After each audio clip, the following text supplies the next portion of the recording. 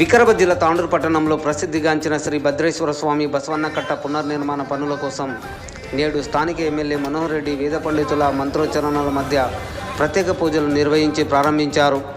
ఈ కార్యక్రమంలో శ్రీ భద్రేశ్వర ఆలయ కమిటీ చైర్మన్ పటేల్ కిరణ్ కుమార్, మాజీ కౌన్సిలర్ లింగదల్లి రవికుమార్, ఆలయ కమిటీ సభ్యులు, ప్రజాప్రతినిధులు తదితరులు పాల్గొన్నారు.